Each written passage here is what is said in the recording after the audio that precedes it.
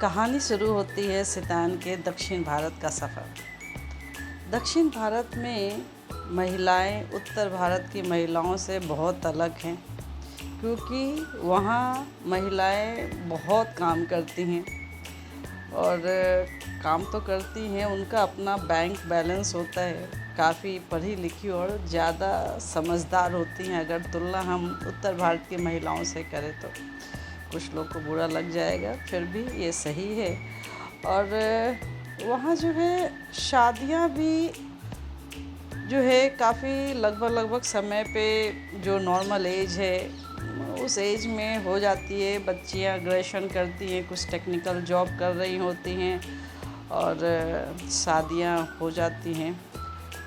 और शादियों का जो कॉन्सेप्ट है, जो गिफ्ट वगैरह है, वो ज़्यादातर सोना वोना जो चढ़ती है उस टाइप की होती है, जो लड़कियों का एसेट्स है। ये चीज़ें सच में बहुत अच्छी लगती है कि वो लड़कियों का अपना सामान है। और माता पिता गिफ्ट में ज़मीन भी देते, वो भी लड़की के ही नाम पे देते, तो जो भी है वो लड़कियों का अपना है।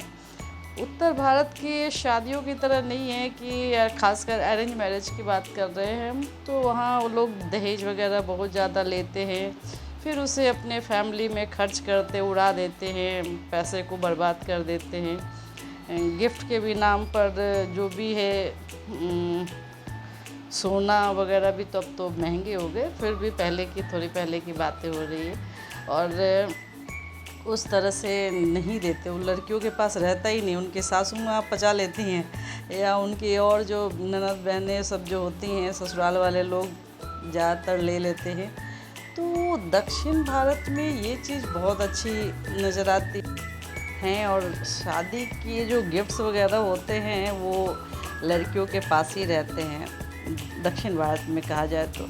और उत्तर भारत में जस्ट उल्टा है, सारे गिफ्ट जो है सासू माँ ननद ये लोग सब ले लेती हैं, लड़कियों के पास कुछ भी नहीं बचता। और जो दहेज माता पिता अपनी बेटियों को देते हैं वो बेटियों के पास नहीं रहता। वो तो अगर बच्चियों की शादी करनी है लड़के वाले को, तो उसके लिए पैसे रख देते हैं। या पहले अगर लड़के वाले अपनी बेटी की शादी की है तो सारा कर्ज जो है बेटे के ससुराल से जो पैसा आता है उससे वो लोग जो है अपना बजट बैलेंस करते हैं, अपने पॉकेट से कुछ नहीं करते। तो ये चीज़ें बहुत अजीब हैं।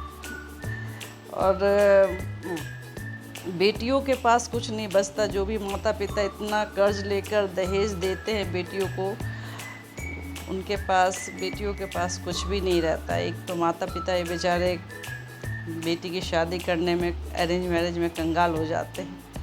तो दक्षिण भारत जैसी चीज़ें होनी चाहिए कि इतने सारे गहने हैं तो सब लड़कियों के ही हैं, और गिफ्ट के नाम पर जो गिफ्ट होती है ज़मीन वो भी बेटी के ही नाम पे है। और अच्छा है, और खान पान भी बहुत सिंपल होता है, वैसा बहुत नॉर्थ इंडियन स्टाइल वाला नहीं होता है। जो ट्रेडिशनल फूड है केले के पत्ते पर बिछाकर, ज़्यादातर वही होता है मिडिल क्लास फैमिली में। तो ये चीज़ें जो है अच्छा है, काफ़ी मतलब देखने में अच्छी लगती हैं, खूबसूरत लगती हैं। और चलिए फिर मिलेंगे एक नई कहानी के साथ। Please share and subscribe my channel. Thank you.